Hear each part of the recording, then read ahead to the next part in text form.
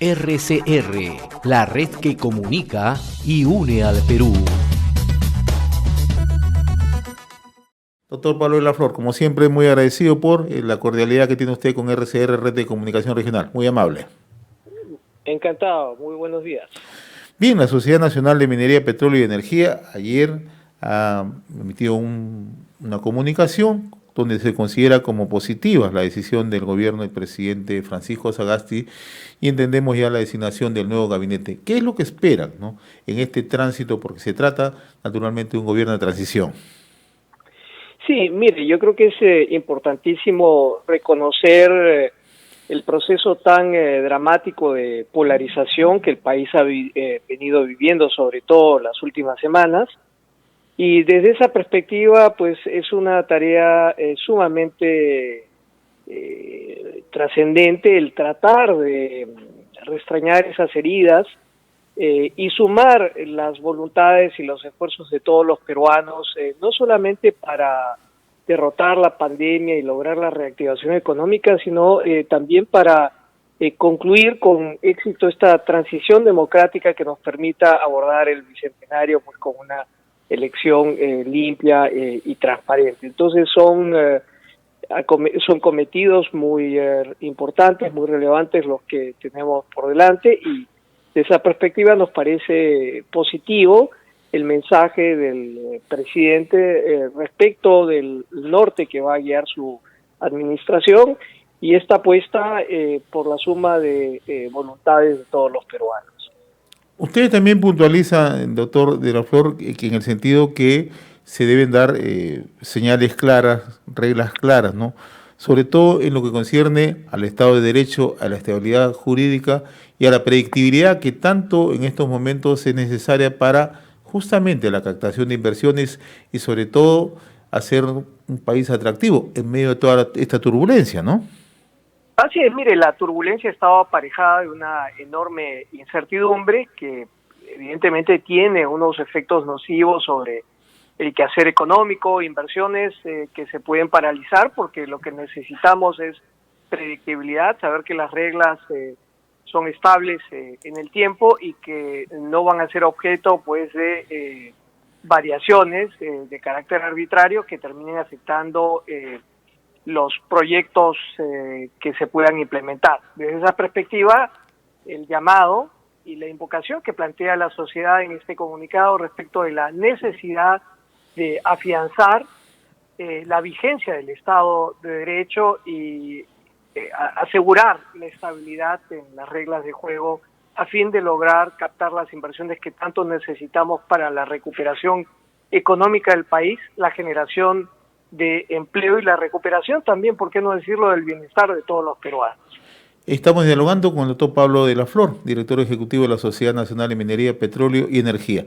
Ayer ha sido designado ya como ministro de Energía y Minas Jaime Gálvez Delgado, ¿no? Me gustaría conocer su opinión, ¿no?, porque era el ministro que faltaba en el gabinete, ¿no? Se había generado una pequeña incertidumbre en las últimas horas, pero ayer ya tenemos ministro de Energía y Minas. Su opinión, por favor.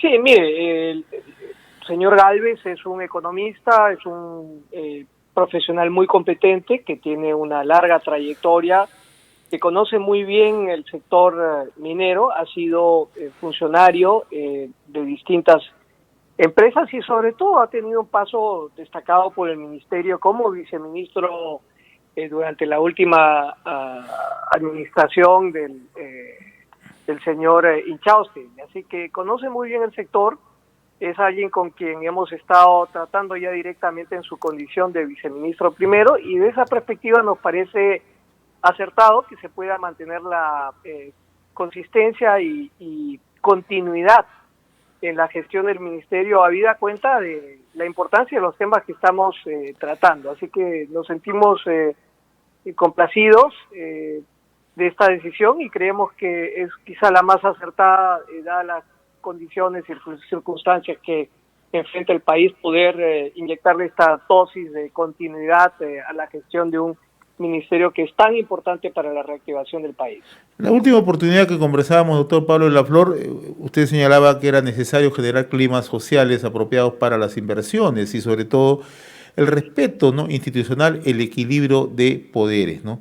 Si bien es cierto, ya conocemos la posición del presidente Francisco Sagasti en su primer mensaje a la nación en el Congreso de la República, la conformación de su gabinete, pero la incertidumbre sigue siendo el Congreso de la República, ¿no? El Congreso de la República ahora lo preside una integrante del Frente Amplio, ¿no?, que además siempre ha tenido una posición bastante marcada contra los proyectos de inversión, fundamentalmente los proyectos extractivos, ¿no? ¿Cómo generar ese nivel de confianza entre ejecutivo, legislativo y que esto se traduzca en la confianza que tiene que mostrar el país?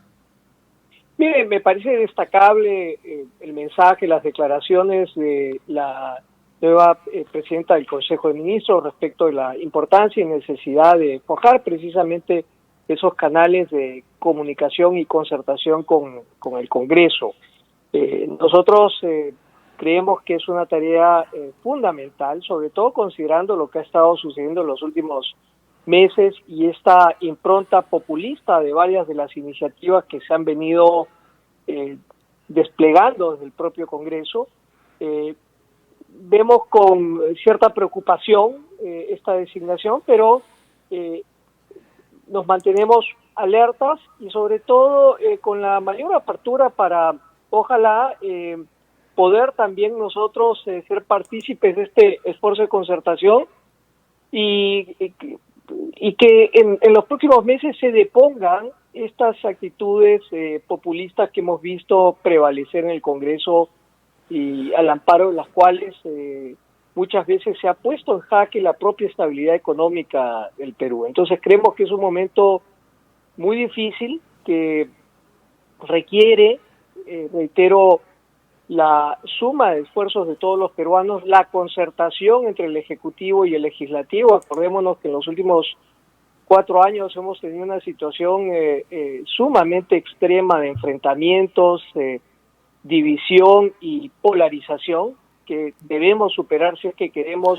realmente sacar al Perú del hoyo en el que se encuentra en materia de crisis no solo sanitaria sino económica y ahora política, y eso requiere pues una cuota de moderación y sobre todo el respeto de ciertas reglas fundamentales de la convivencia cívica, y creemos desde esa perspectiva que es fundamental que el Congreso también se sume a este nuevo ayornamiento y deponga la actitud con la que muchas veces ha estado impulsando algunos de estos proyectos que no hacen sino poner en entredicho la principal fortaleza que tiene nuestro país en materia económica, que es su marco estable en cuestión macroeconómica y sobre todo generar las condiciones que le permitan a la inversión privada seguir fluyendo y activando la economía peruana. En esa línea de análisis que usted traza, doctor Pablo de la Flor, también en el comunicado que ustedes han suscrito ayer, ustedes destacan que es fundamental que el Parlamento Nacional aliente una agenda concertadora y promotora de la inversión pública y privada. Creo que en eso los peruanos debemos estar de acuerdo, ¿no? Pero hay voces, mire, hay voces como por ejemplo una propuesta que está planteando UPP para la convocatoria de una asamblea constituyente, y eso ha motivado que incluso ya algunos analistas, algunos observadores vean con preocupación, y naturalmente esto tiene que preocupar a los agentes económicos, ¿no? ¿Cuál es la reflexión en este tema, por favor? Mira, felizmente se trata de una propuesta que no tiene mayor eco, es algo que este grupo político ha venido planteando de un tiempo a esta parte, pero como bien sabemos no es una propuesta que haya sido acogida de manera significativa por la población, ni siquiera por los jóvenes que se movilizaron en las protestas en la última semana y que fueron los responsables finalmente de lograr este cambio tan importante que ha tenido el país.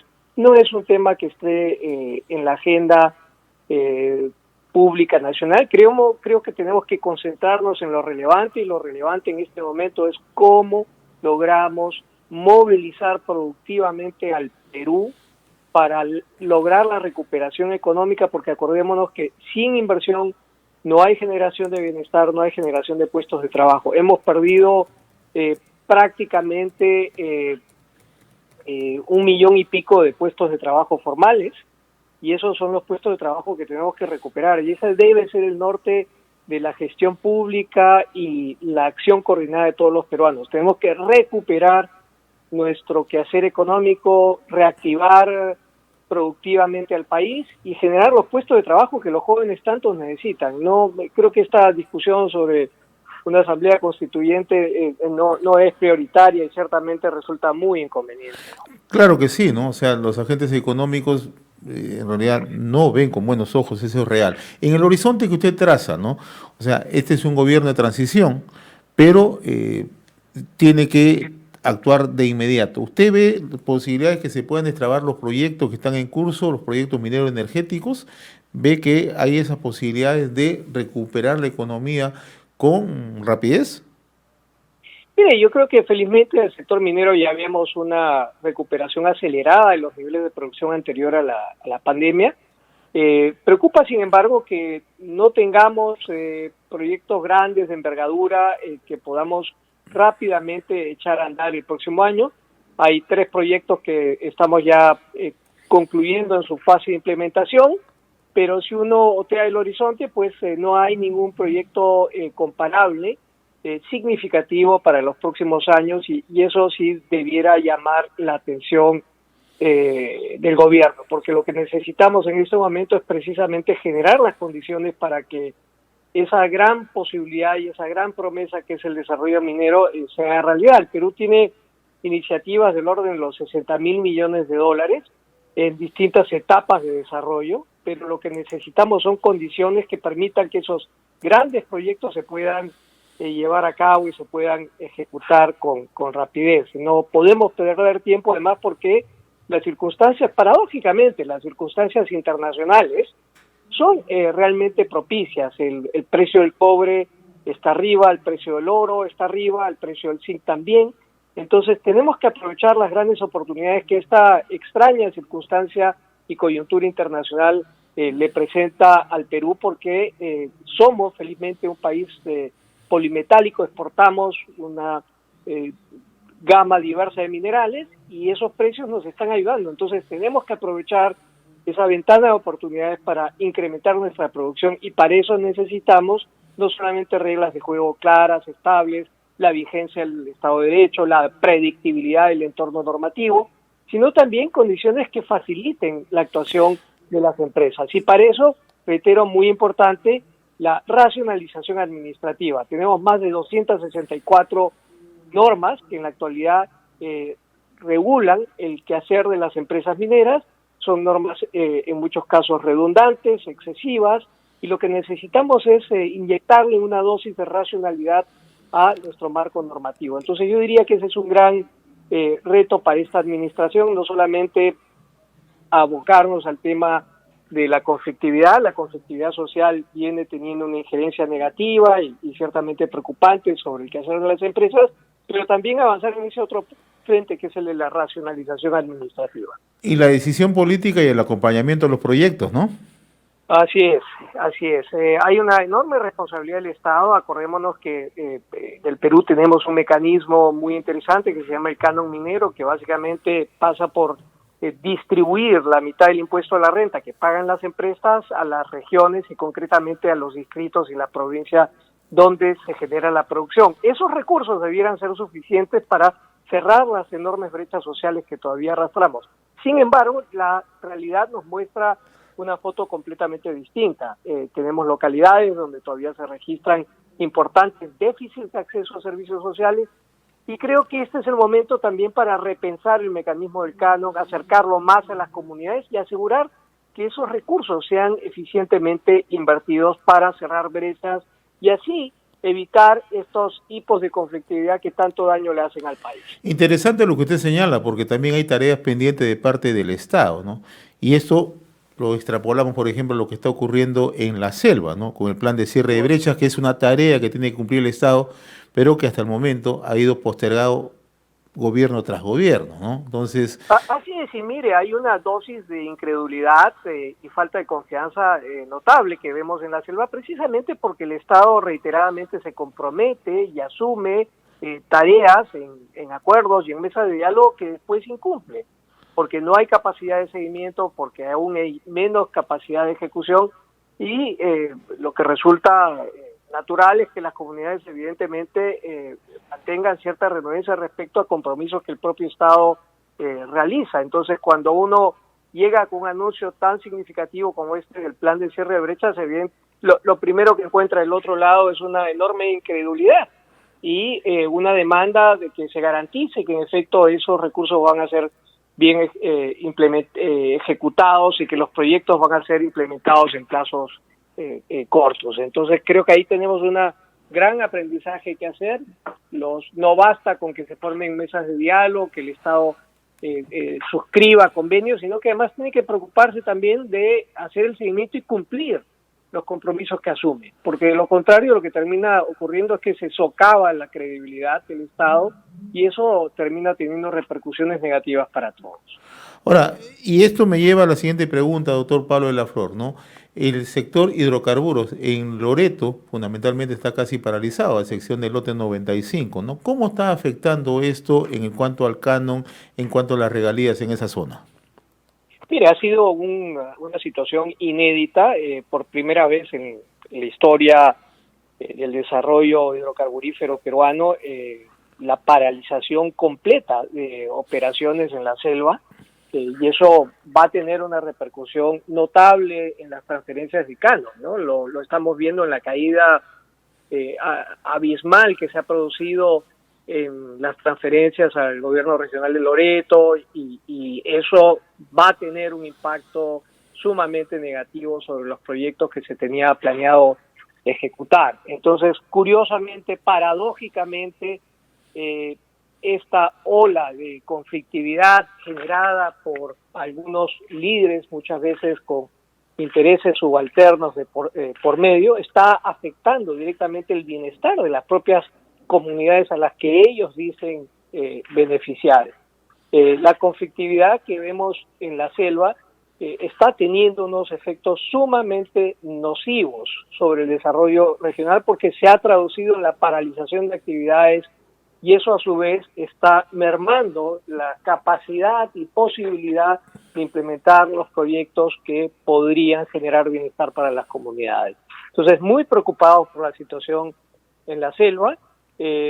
Felizmente la última semana hemos tenido una paz relativa, pero hay una serie de amenazas que siguen rondando respecto a la toma de acciones disruptivas y violentas por parte de algunos de estos frentes que a mi entender no son representativos de los intereses de la región. Entonces, muy preocupados con esa situación, tenemos que mantenernos alertas y atentos a lo que ocurre en las próximas semanas. Doctor Pablo de la Flor, siempre agradecido por la cordialidad que usted tiene con RCR, Red de Comunicación Regional. Le agradezco la gentileza que ha tenido con nuestra estación. Muy amable. A ustedes las gracias por la oportunidad. Adiós. Gracias. RCR, la red que comunica y une al Perú.